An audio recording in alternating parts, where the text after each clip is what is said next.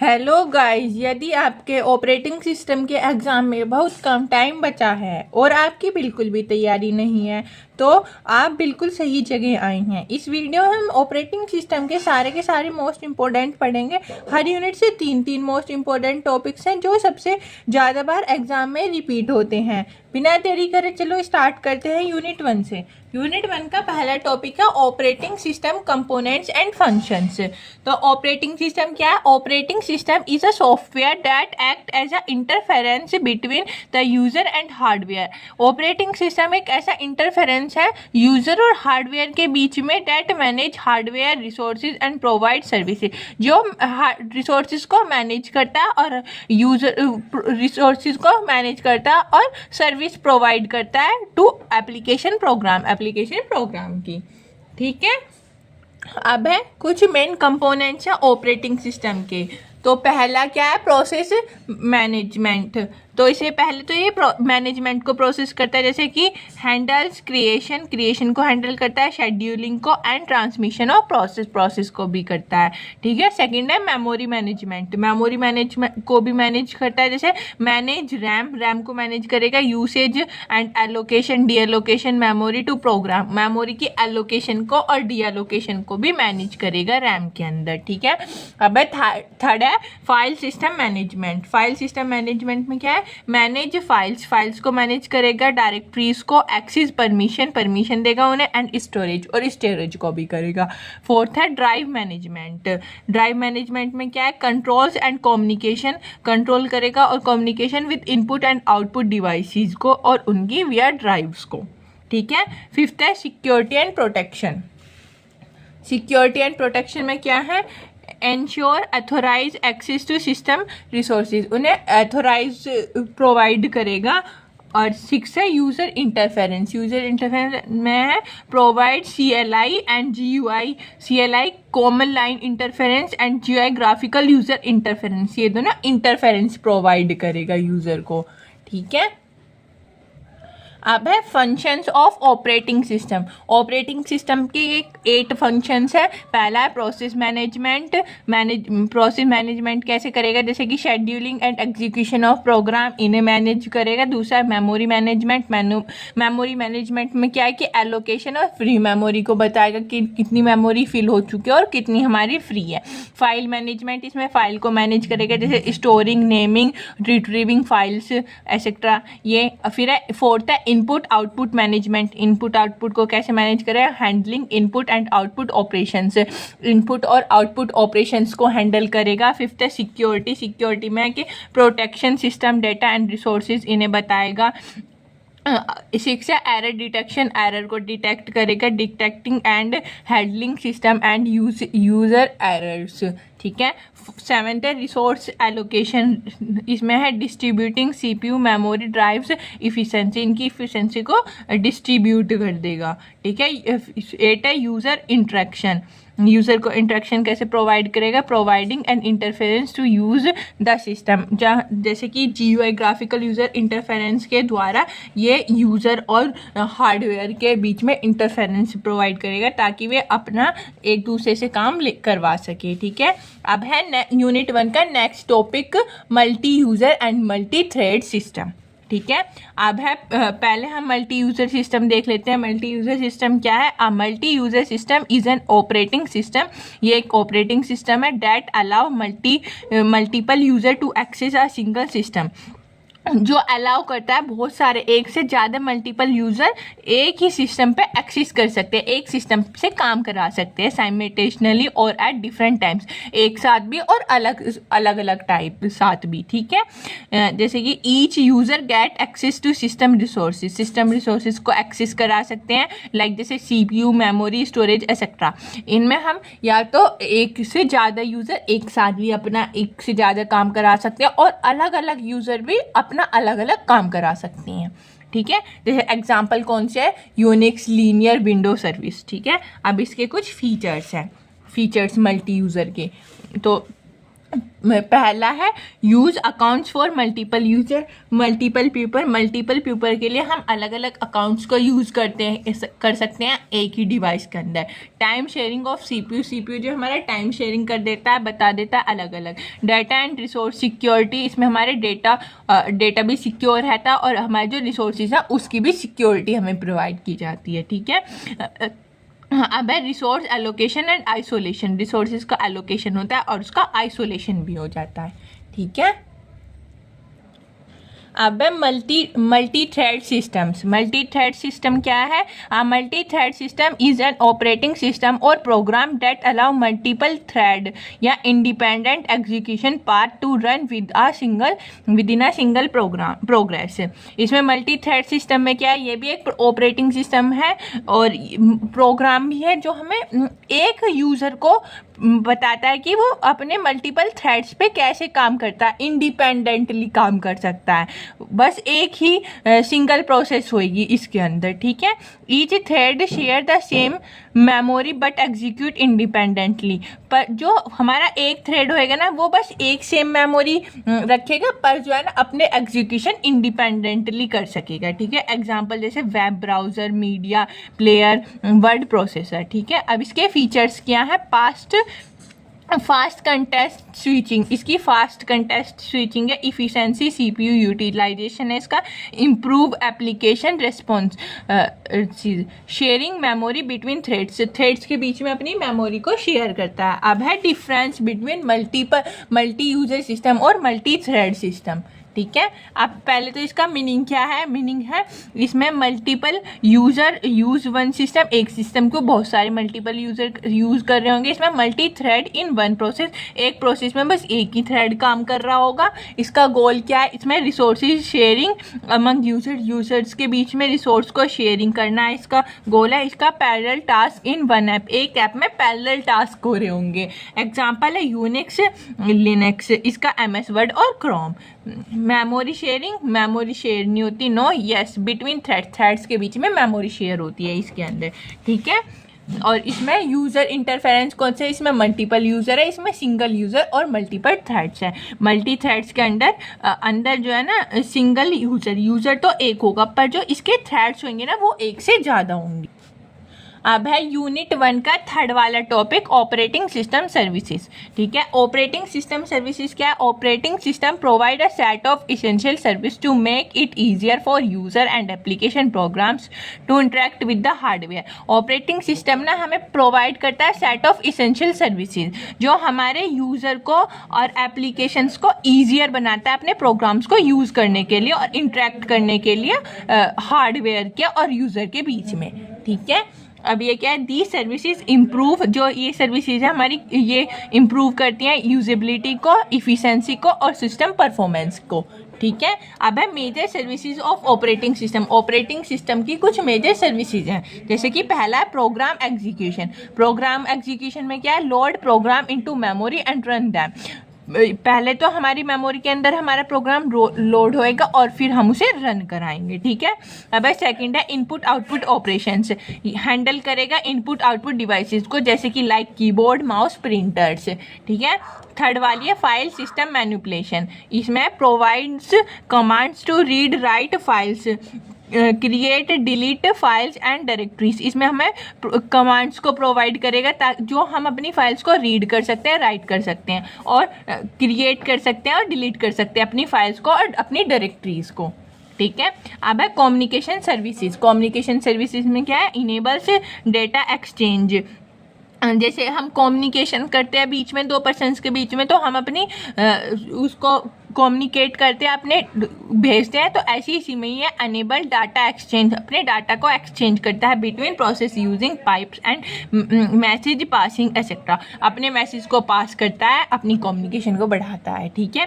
अब है फिफ्थ है एरर डिटेक्शन। एरर को डिटेक्ट करेगा, जैसे detects and report system and hardware errors to avoid crash. Detect करेगा और रेस्पॉन्स करेगा अपने रिपोर्ट सिस्टम को एंड हार्डवेयर एरर को टू अवॉइड क्रैशेज, ताकि क्रैशेज अवॉइड हो सकें।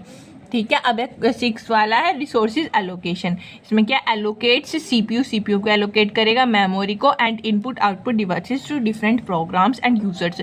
जो अलग अलग प्रोग्राम्स हैं और यूजर्स हैं उनको एलोकेट्स करेगा, ठीक है।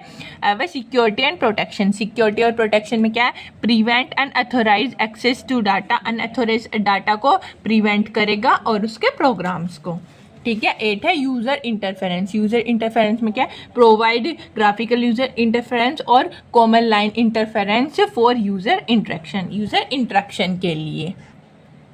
अब है यूनिट 2 का पहला topic mutual exclusion and critical section, ठीक है। तो in mutual progress system when two or more processes share data or resources, it is important to ensure that only one process access the shared data at a time to prevent error। तो इसमें क्या है, mutual process system के अंदर जब दो या दो से प्रोसेसर अपने डाटा को शेयर करते हैं अपने रिसोर्सेज को, तो इसमें यह इम्पोर्टेंट है, यह बताता है इसमें कि एक प्रोसेस एक टाइम पर अपने रिसोर्सेज को शेयर करेगा ताकि अपने एरर्स को कम कर सके, प्रिवेंट एरर्स को, ठीक है। इस रिक्वायरमेंट को हम म्यूचुअल एक्सक्लूजन बोलेंगे। और द पार्ट ऑफ प्रोसेस जिसमें प्रोसेस होएगी अपने डाटा को एक्सेस करेगा, शेयर करेगा अपने रिसोर्सेज को, लाइक वेरिएबल, फाइल्स और डिवाइसेस, तो उसे हम क्रिटिकल सेक्शन बोलेंगे, ठीक है। अब है म्यूचुअल एक्सक्लूजन, इसे पूरा देख लेते हैं। Ensure that no two process are inside their critical section at a time the same time. इसमें एंश्योर करेगा, ये हमें बताएगा कि जब हमारे दो प्रोसेसर्स एक साथ काम ना कर सकते इनसाइड अपने उसके अंदर, तो हमारा क्रिटिकल सेक्शन जो है ना उस टाइम पे रुक जाएगा, प्रिवेंट कर। अब इसमें क्या है, प्रिवेंट्स डाटा इनकंसिस्टेंटली, डाटा इनकंसिस्टेंटली को रोकेगा, ये डेडलॉक्स को रोकेगा एंड रेस कंडीशंस को भी। इसमें कैन बी इम्प्लीमेंट यूजिंग, इसमें हम लॉक्स को इम्प्लीमेंट कर सकते हैं जब हम इसे लगाएंगे सेमाफोर्स को, मॉनिटर्स को और सॉफ्टवेयर एल्गोरिथम को, जैसे, ठीक है। इन चीज़ों को हम इम्प्लीमेंट कर सकते हैं using mutual exclusion.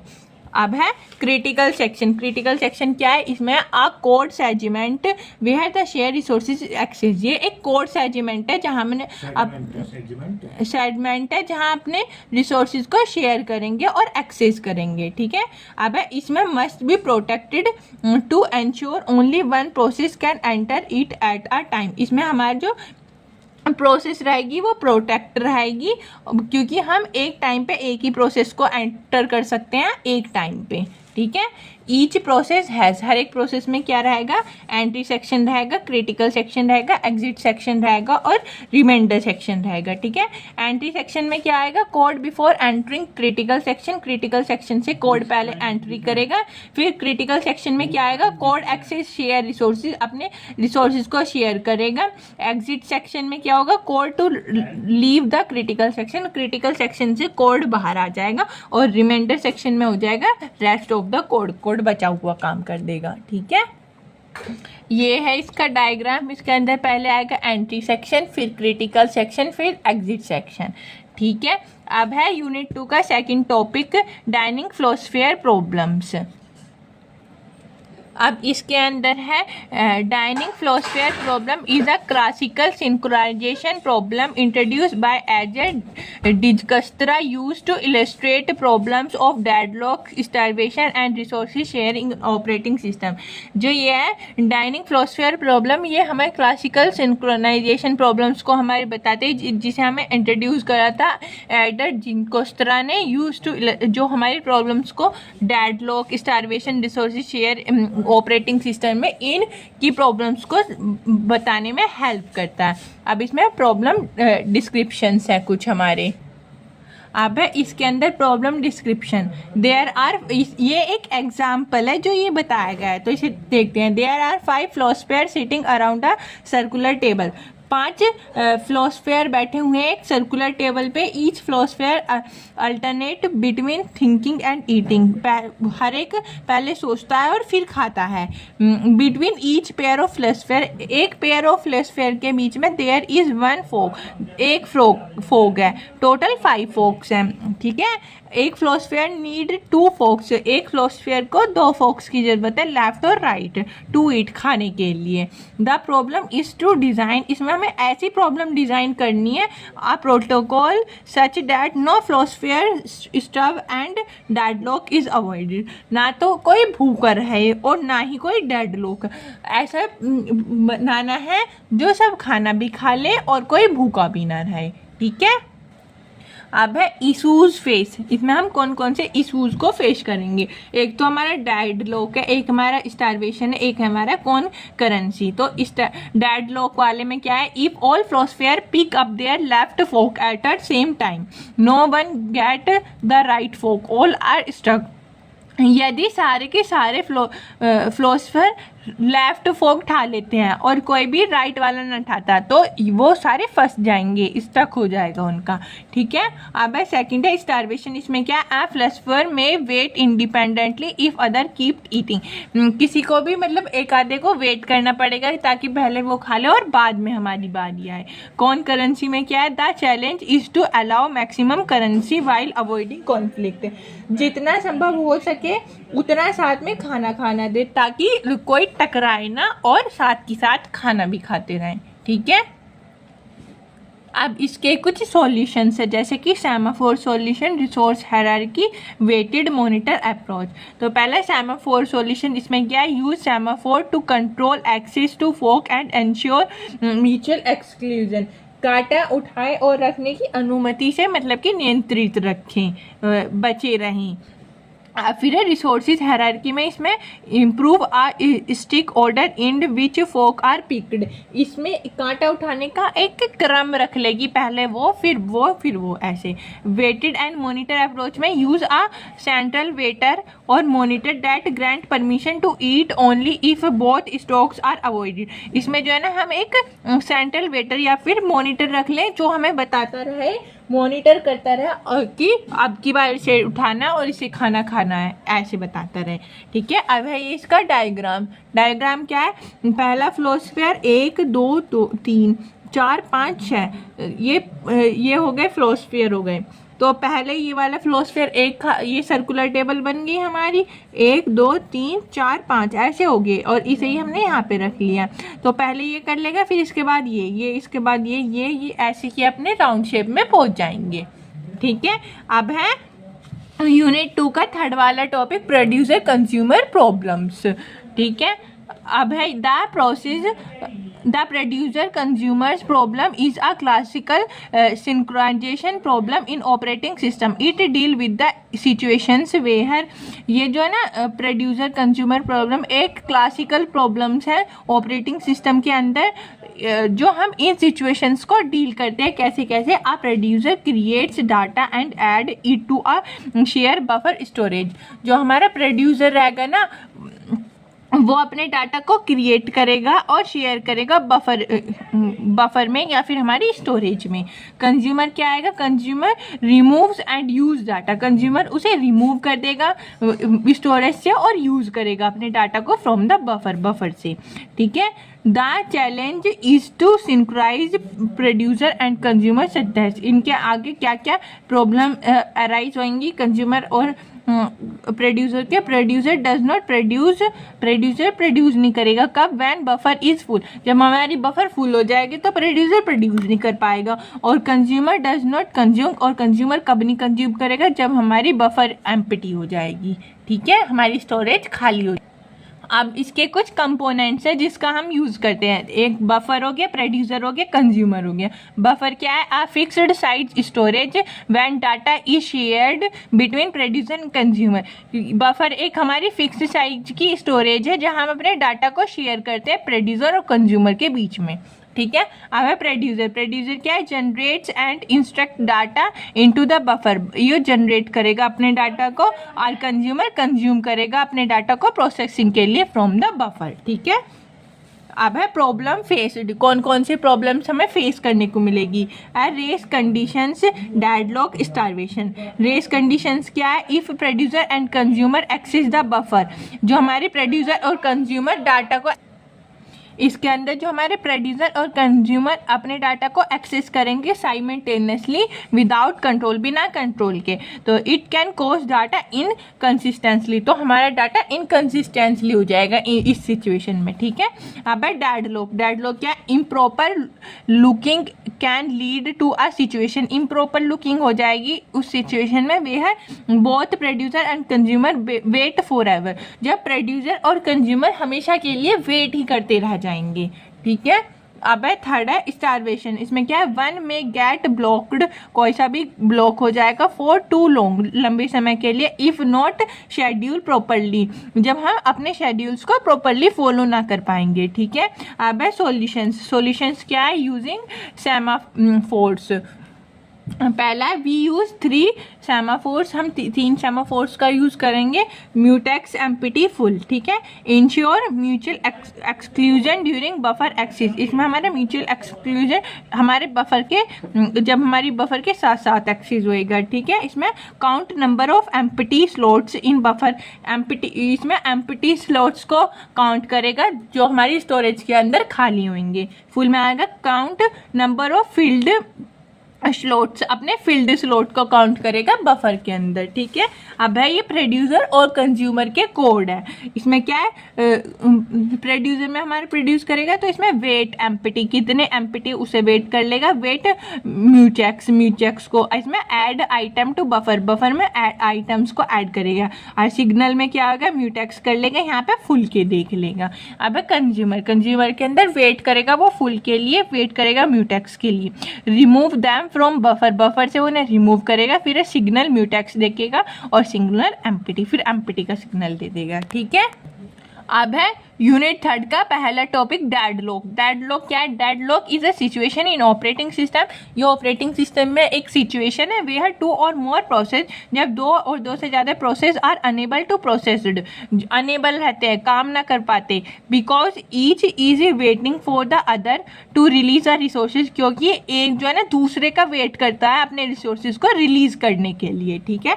It cause the system of freeze, ये हमारे सिस्टम को फ्रीज कर देता है, and none of the involve process are can move forward, और कोई सी भी प्रोसेस जो है आगे बढ़ ना पाती, ठीक है। अब है necessary condition for deadlock. Deadlock के लिए कौन कौन सी हमारी नेसेसरी कंडीशंस है, देयर आर 4 कंडीशंस, 4 कंडीशंस है, all of which must be true, जब ये सारी ट्रू होंगी तो simultaneously for are deadlock is occur, तो हमारी डेडलॉक अकर हो जाएगी, ठीक है। पहला है म्यूचुअल एक्सक्लूजन, कौन से, only one process can use a resource at a time, कोई सी भी एक प्रोसेस जो एक टाइम पर रिसोर्सेज का यूज करेगी, होल्ड एंड वेट, होल्ड करेगी और वेट करेगी। आ प्रोसेस होल्डिंग वन रिसोर्सेज, एक प्रोसेस एक रिसोर्सेज को होल्ड करेगी, इज वेटेड फॉर अदर, दूसरे के वेट के लिए, ठीक है। नो प्रेम्पटिंग, इसमें resources can not be forcible taken from a process, process के लिए टेकेबल नहीं होने के लिए, ठीक है।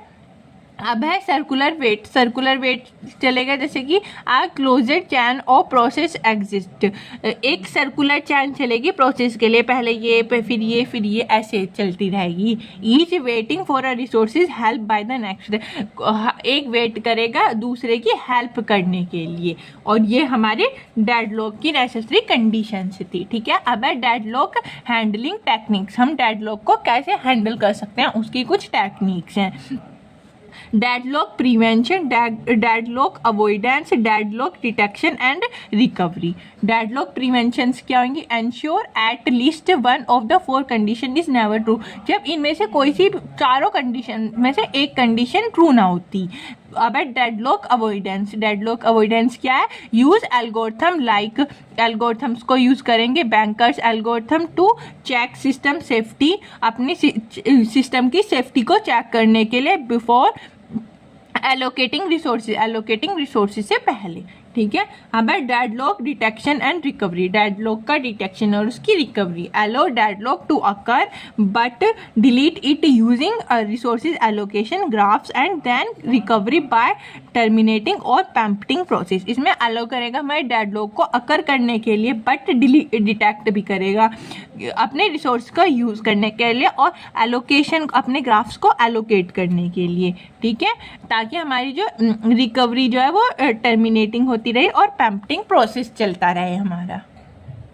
अब है डेडलॉक का एग्जाम्पल। इसमें क्या है, process R1 hold resource R2 and wait for R2। तो इसमें प्रोसेस 1 है जो R1 रिसोर्स है और वो R2 का वेट कर रहा है। प्रोसेस 2 में hold R2 and wait for R2 hold कर रहा है और वो R1 का वेट कर रहा है। तो दोनों केसेस में एक दूसरे का इंतजार कर रहे हैं, रुके हुए हैं एक दूसरे के लिए, जिससे कि हमारा डेडलॉक हो गया। ठीक है, अब है हमारा यूनिट 3 का सेकंड वाला topic FCFS and SRTF scheduling. ठीक है, इसमें क्या है, CPU scheduling is a method, एक CPU एक शेड्यूलिंग का मेथड है use by operating system. Operating system में इसे हम यूज करते हैं to decide which process should run next from the ready queue. Ready queue में से हम पहले कौन से को डिसाइड करें, कौन सी की प्रोसेस को रन करें। ठीक है, FCFS है फर्स्ट कम फर्स्ट सर्विस। इसकी डेफिनेशन है, first come first service is the simplest scheduling algorithm. ये एक सिंपलेस्ट शेड्यूलिंग एल्गोरिथम है। The process that arrives first in the ready Q is execute first. इसमें क्या है, हम एक लाइन बना देते, क्यू बना देते, जो इसमें सबसे पहले वाला फर्स्ट रेडी क्यू होगा ना, हम उसे पहले एग्जीक्यूट करेंगे। ठीक है, अभी है टाइप क्या है इसका, नॉन पैम्पिटिंग है, मतलब कि जिसे रोका नहीं जा सका बीच में, इसे हम बीच में रोक नहीं सकते, चलता ही रहेगा। जो एक बार ये स्टार्ट होगी इसकी प्रोसेसिंग तो फिर चलती रहेगी। इसके एडवांटेजेस क्या है, सिंपल टू इम्प्लीमेंट, इसे इम्प्लीमेंट करना सिंपल है। Fair in order of arrival, जो पहले आएगा उसी पहले सेवा प्रदान की जाएगी, सर्विस उसे पहले देंगे जो पहले आएगा। ठीक है, इसके डिसएडवांटेजेस है, डिसएडवांटेजेस क्या है इसके, causes long wait time if a long process come first, जो मतलब कि लंबे टाइम तक वो चलेगी, प्रोसेसिंग चलेगी, तो उसे हम कॉज कर देंगे, रोक देंगे। लीड टू कन्वे इफेक्ट, इसके इफेक्ट को लीड करेंगे। Short process wait behind long process, short process को, छोटी प्रोसेस को जो है ना बड़ी प्रोसेस के लिए रुकना पड़ेगा। जैसे कि हमारी प्रोसेस की क्यू है, पहली प्रोसेस हमारी बहुत लंबे टाइम तक चल रही है, फिर छोटी है, फिर बड़ी है। हम इसमें ऐसे नहीं कर सकते कि छोटी को पहले कर ले बड़ी को बाद में करेंगे, नहीं। जो बड़ी वाली है ना वो जब तक ख़त्म नहीं होगी तो जब तक नेक्स्ट वाली चलेगी नहीं, उसे उस सेकंड वाली फर्स्ट वाली के लिए सेकंड वाली को वेट करना पड़ेगा। ठीक है, अब है इसके एग्जाम्पल है। एग्जाम्पल क्या है, इन प्रोसेस अराइव में इन द ऑर्डर, ये ऑर्डर है इसका, P1 जो है वो ब्रश 10 का है, P2 2 का and P3। Then they will be execute, जब ये एग्जीक्यूट होंगे ना तो पहले P1 ही होएगा, चाहे वो कितना भी बड़ा हो, फिर P2 होगा, फिर P3 होएगा, leading to long wait for P2 and P3। P2 और P3 को बहुत लंबे समय का वेट भी करना पड़े तब भी वो बाद में ही होंगे। ठीक है, अब है SRTF, shortest remaining time first. इसमें क्या है, SRTF is a preemptive version of shortest job first. ये शॉर्टेस्ट जो फर्स्ट का जो है ना एक प्रेम्पटिव वर्जन है, जिसमें एट एनी मोमेंट, कोई सी भी मोमेंट में, the process which lead remaining brush time is execute. ये एक प्रोसेस है जो हमारा लीस्ट रिमेनिंग ब्रश टाइम होएगा ना उसे पहले एग्जीक्यूट करेगा, जो छोटी वाली होएगी उसे पहले एग्जीक्यूट करेगा और जो बड़े वाला होएगा उसे बाद में एग्जीक्यूट। इसका जो टाइप है ना वो पैम्पिटिव है, यानी कि हम इसे बीच में रोक सकते हैं। इसके एडवांटेजेस क्या है, give minimum available waiting time, जो छोटे टाइम का है उसे हम पहले कम वेट करना पड़ेगा, पहले एग्जीक्यूट कर देंगे। Efficient for short process, short process के लिए वो इफ़िशेंट है।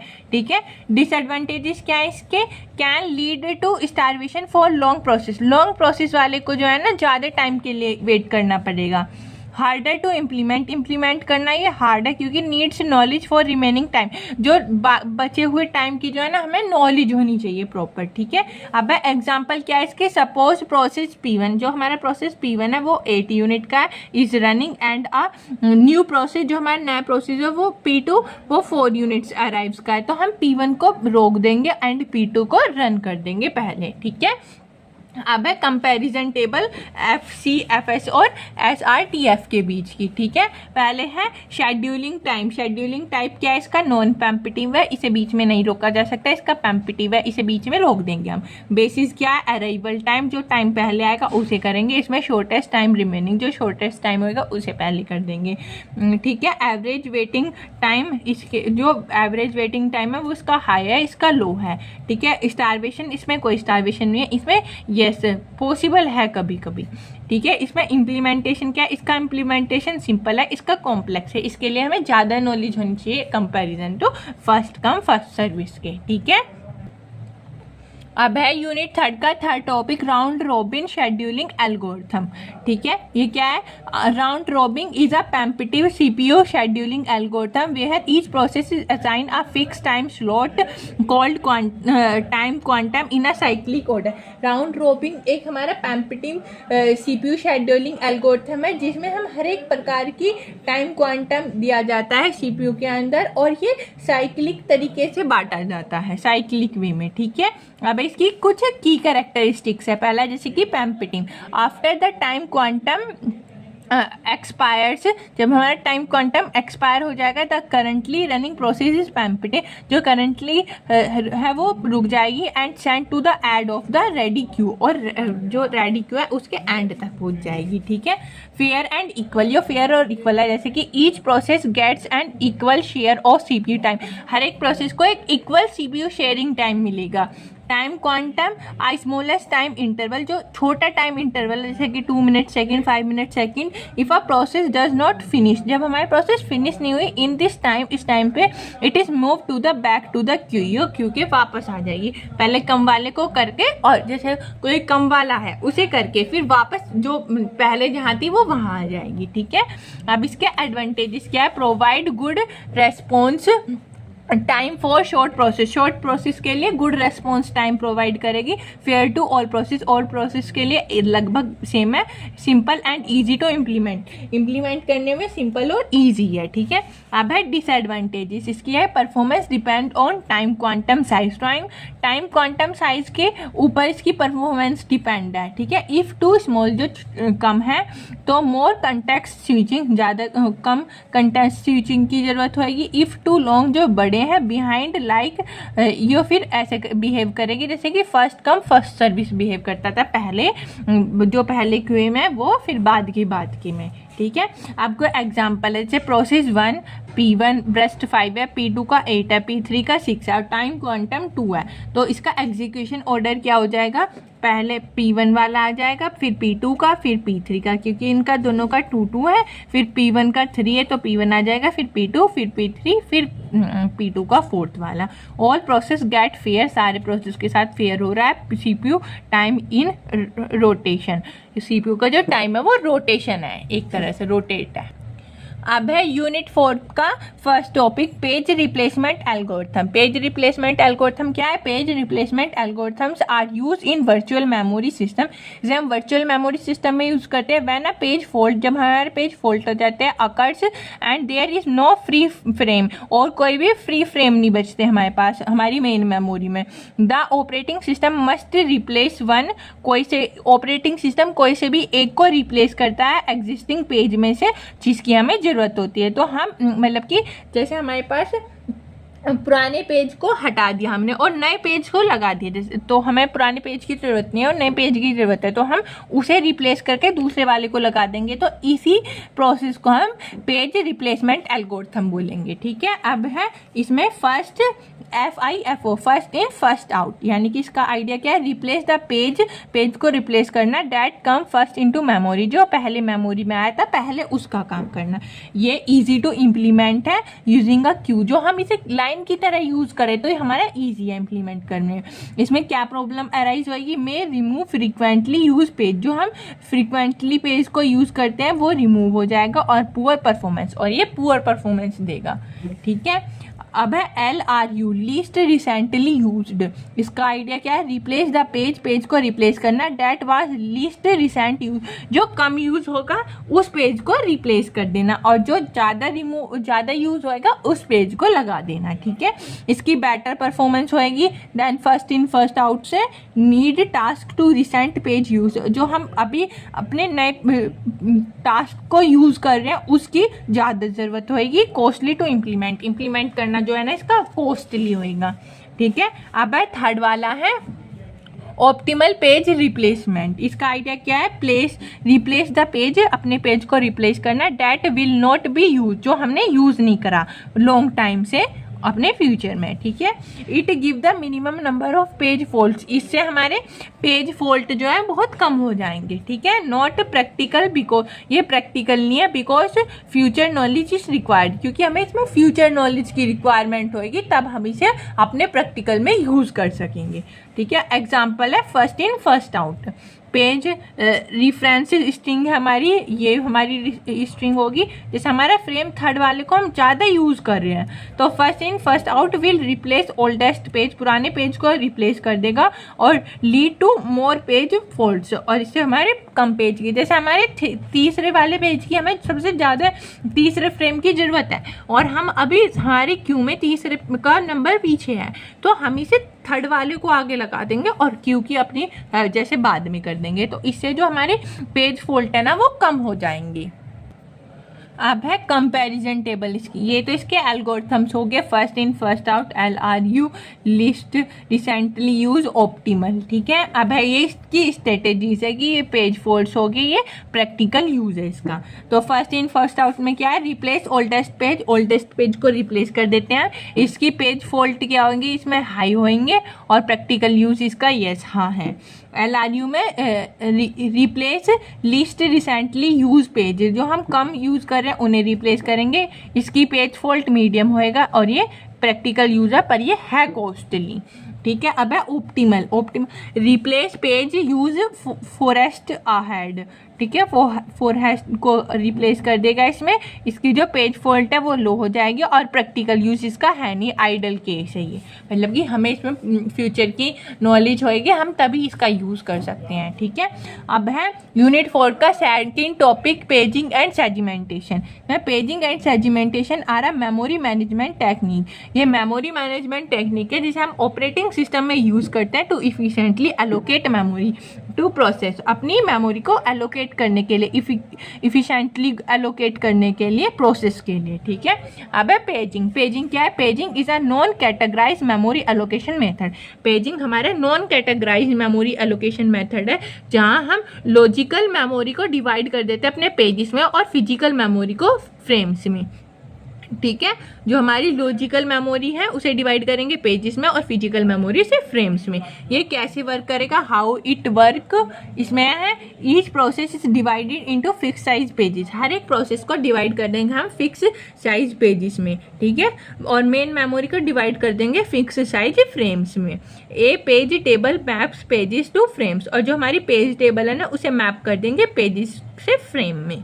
ठीक है, अब इसका एडवांटेजेस क्या होंगे? इसके एडवांटेजेस होंगे रिमूव एक्सटर्नल फ्रेगमेंटेशन, जो हमारी एक्सटर्नल फ्रेगमेंटेशन है वो रिमूव हो जाएगी, सिंपल मेमोरी एलोकेशन होएगा इसके अंदर। और इसके डिसएडवांटेजेस क्या आएंगे? May cause internal fragmentation, internal fragmentation के चांसेस हैं पर एक्सटर्नल रिमूव हो जाएगा।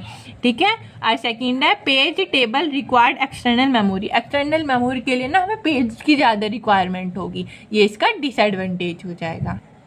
अब है segmentation.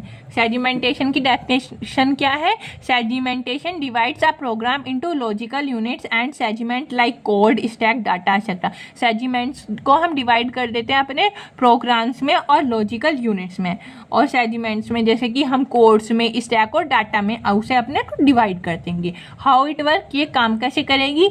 Each segment has a base and unit, हर एक सेगमेंट की बेस होगी और एक उसकी यूनिट होगी। ठीक है, the segment table map segment, जो सेगमेंट टेबल होगी ना उसे मैप कर देगा segment number of memory address से, नंबर ऑफ मेमोरी एड्रेस से। ठीक है, अब है एडवांटेजेस। एडवांटेजेस क्या है? Reflects logical structure of the program, logical structure से रिफ्लेक्ट कर देगा अपने प्रोग्राम के ठीक है। Easier to manage growing data like stack, ये ईजियर होएगा अपने डाटा को मैनेज करना, लाइक स्टैक हो गया जैसे हमारा, ठीक है। अब है डिसएडवांटेजेस। डिसएडवांटेजेस क्या है? मे कॉज एक्सटर्नल फ्रेगमेंटेशन, इसमें एक्सटर्नल फ्रेगमेंटेशन के चांसेस होंगे। कॉम्प्लेक्स मेमोरी मैनेजमेंट, इसका जो मेमोरी मैनेजमेंट है वो ज़्यादा कॉम्प्लेक्स हो जाएगा। अब है कंपैरिजन टेबल पेजिंग और सेगमेंटेशन में, ठीक है। अब इसमें फीचर्स हैं, क्या है? Division basis fragmentation table use logical mapping, तो हम डिवीजन बेसिस के अकॉर्डिंग कैसे अपने पेजेस को फिक्स साइज पेजेस में करते हैं, इसमें लॉजिकल सेगमेंट्स को यूज़ करते हैं। फ्रेगमेंटेशन इसमें इंटरनल होती है पेजिंग में और इसमें एक्सटर्नल होती है। और डिसएडवांटेजेस में इसमें एक्सटर्नल के चांसेस होते हैं, इसमें इंटरनल के चांसेस होते हैं, ठीक है। अब है टेबल यूज में पेज टेबल को यूज करते हैं, इसमें सेगमेंट टेबल्स को यूज करते हैं। लॉजिकल मैपिंग में page number plus offset, page number भी और उसका ऑफसेट भी। सेगमेंट टेबल में इस सेगमेंटेशन में सेगमेंट टेबल प्लस ऑफसेट, ठीक है। अब है यूनिट 4 का थर्ड वाला topic, fragmentation in operating system. तो फ्रेगमेंटेशन क्या है? फ्रेगमेंटेशन इज अ कंडीशन, एक कंडीशन है वेयर मेमोरी इज वेस्टेड, जहाँ मेमोरी हमारी बहुत ज़्यादा वेस्ट हो रही हो, किसके कारण? Due to insufficient memory allocation, insufficient memory allocation के कारण, ठीक है। It occurs when free memory exist but not in a usable form, जब हमारी बहुत सारी फ्री मेमोरी एग्जिस्ट रहती है, बची हुई रहती है और उसका कोई भी यूजेबल नहीं होता है, तो हमारे फ्रेगमेंटेशन हो जाता है ऑपरेटिंग सिस्टम के। अब हमारे कुछ टाइप्स हैं फ्रेगमेंटेशन के, जैसे कि इंटरनल फ्रेगमेंटेशन और एक्सटर्नल फ्रेगमेंटेशन। इंटरनल फ्रेगमेंटेशन कब अकर्स होएगा? When allocation memory block is larger than needed, जब हमारी मेमोरी एलोकेशन ज़्यादा बड़ी हो जाएगी और हमें ज़रूरत कम की है, तो वो हमारा इंटरनल फ्रेगमेंटेशन हो जाएगा। कोस क्या आएगा? इसका फिक्स साइज मेमोरी रखनी चाहिए हमें। एग्जाम्पल देखो, if a process needed 12 KB, जो हमारी प्रोसेस चल रही है उसे ज़रूरत है 12 KB मेमोरी की, and it is given by, और उसे हमने दे दी 16 KB ब्लॉक्स, तो जो हमारी 4 KB है वो हमारी वेस्टेज हो जाएगी, वो होगी हमारा इंटरनल फ्रेगमेंटेशन, ठीक है। अब एक्सटर्नल, एक्सटर्नल कब अकर्स होगी? Free memory is secreted small block through out, जो हमारी फ्री मेमोरी होगी ना वो स्क्रेटेड हो जाएगी स्मॉल ब्लॉक्स में, ठीक है। अब कोर्सेज क्या आएंगे? इसके वेरिएबल साइज मेमोरी एलोकेशन, इसका कोर्स हो जाएगा। अब इसमें प्रॉब्लम्स क्या आएंगी? इनफ टोटल मेमोरी में भी फ्री, जो हमारी जो सारी टोटल मेमोरी है ना वो ज़्यादा फ्री रहेगी, बट नॉट कॉन्टिगस, पर वो कॉन्टिगस नहीं रहने की, लगातार जो हमारी मेमोरी एलोकेशन आएंगे वो नहीं रह पाने का। फिर सॉल्यूशन क्या है इसका? Use compaction to bring free space together, अपनी फ्री स्पेस को कम यूज करना पड़ेगा हमें। अब है कंपैरिजन टेबल बिटवीन इंटरनल और एक्सटर्नल के बीच में। ये टाइप हो गया हमारे फ्रेगमेंटेशन के, इंटरनल और एक्सटर्नल। इसमें क्या कोर्सेज आएंगे? इसमें फिक्स साइज एलोकेशन, इसमें वेरिएबल साइज एलोकेशन है। वेस्ट स्पेस एलोकेशन क्या होगी? इसमें इनसाइड एलोकेशन ब्लॉक के अंदर आएगी, इसमें बिटवीन ब्लॉक्स में रहेगी।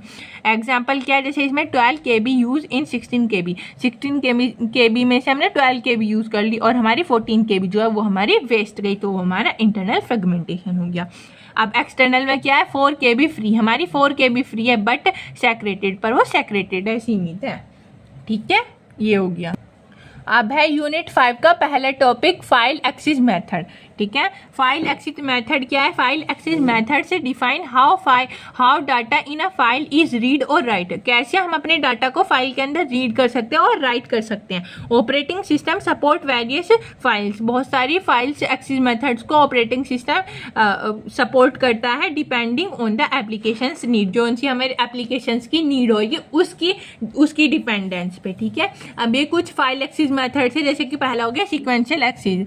सीक्वेंशियल एक्सेस क्या होगा? Data is access in linear order, जो वो लीनियर ऑर्डर सीक्वेंस ऑर्डर में चलेगा, वन रिकॉर्ड आफ्टर अनदर, पहले एक रिकॉर्ड होएगा बाद में दूसरा वाला रिकॉर्ड होएगा, लाइन वाइज चलेंगे ये। एग्जांपल जैसे ऑडियो, वीडियो प्लेयर और कंपाइलर, जैसे कि ऑडियो को चला लिया, वीडियो को चला लिया, और कंपाइलर वगैरह। कंपाइलर जैसे कि हमारा लाइन बाय लाइन कंपाइल करता है, पहले एक लाइन फिर दूसरी लाइन फिर तीसरी लाइन, तो पहले जब हमारे दूसरी लाइन में एरर आ जाएगा तो हमारा कंपाइलर तीसरी लाइन में पहुंचेगा ही नहीं, पहले दूसरी लाइन का वो कंपाइल वो बता देगा कि हाँ इसमें ये एरर है, ठीक है। अब है ऑपरेशंस अलाउ, इसमें कौन कौन से ऑपरेशंस अलाउ है, रीड कर सकते हैं, रीड नेक्स्ट, राइट नेक्स्ट और रिवाइंड कर सकते हैं। इसके एडवांटेजेस क्या है, simple and fast for linear data, linear data के लिए वो सिंपल और फास्ट है।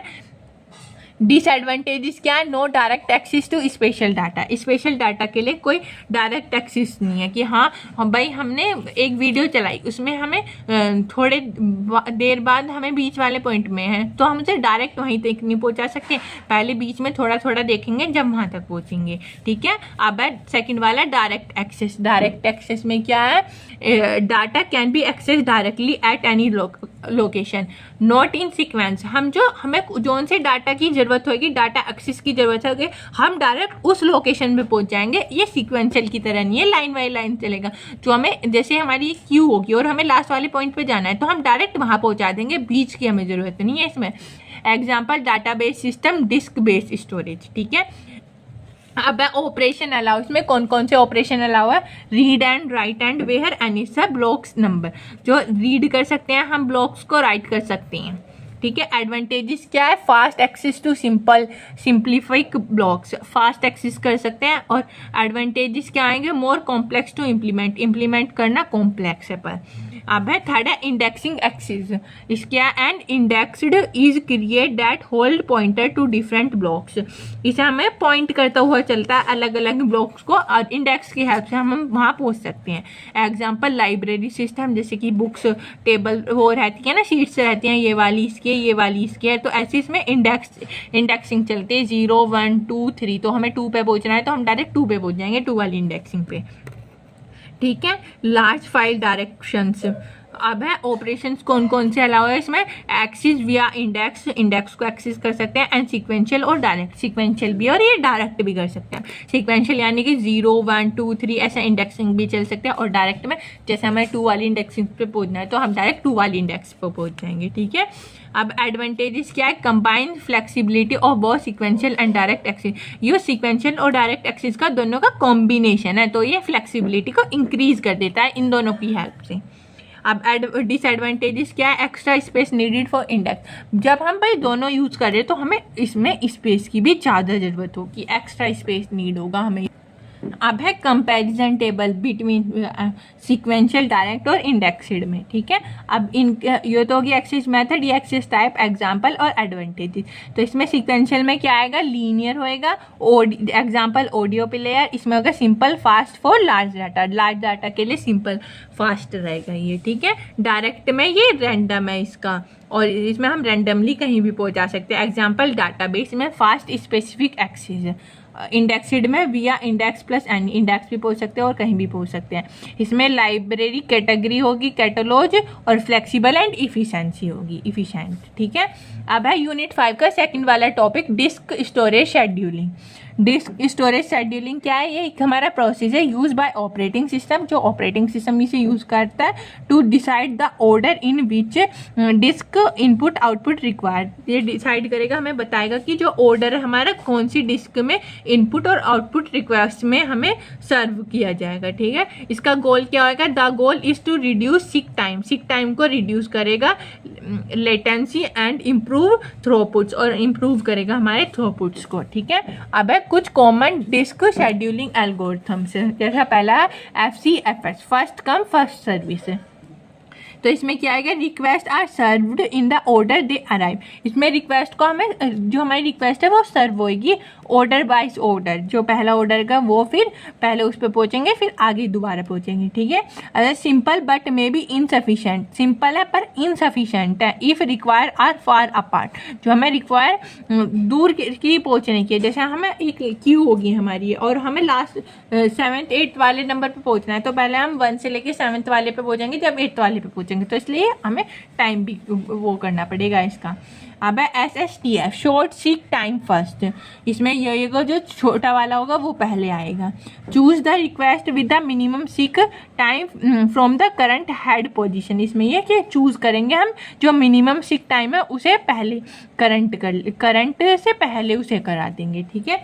अब रिड्यूस एवरेज टाइम, इसमें एवरेज टाइम जो है वो हमारा कम हो जाएगा, बट मे कॉज स्टार्वेशन, पर हमारे स्टार्वेशन के चांसेस हैं इसमें।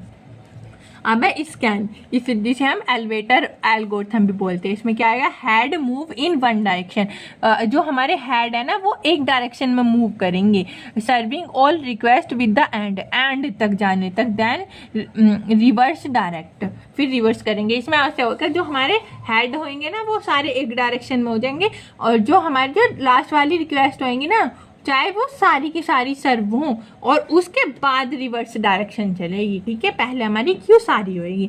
इसमें क्या है, बेटर परफॉर्मेंस इन दोनों से, FCFS से और SSTF से ज़्यादा परफॉर्मेंस बेटर होगी इसकी।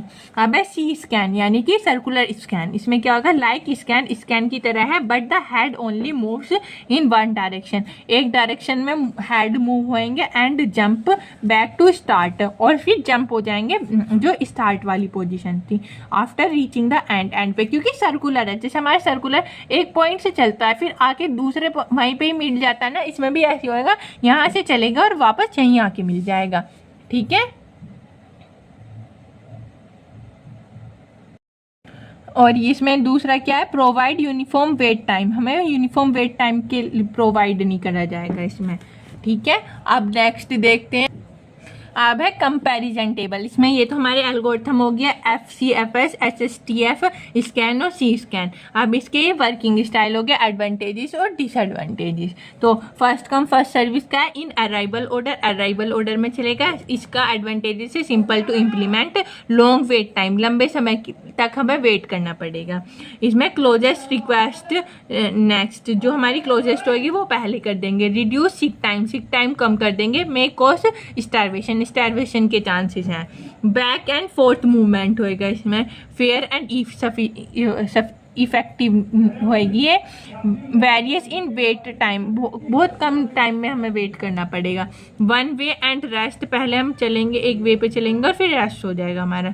यूनिफॉर्म वेट टाइम है इसका एडवांटेजेस, और एक्स्ट्रा मूवमेंट, इसमें ज़्यादा मूवमेंट होएगा। अब है हमारा यूनिट 5 का last topic and third topic, input output buffering.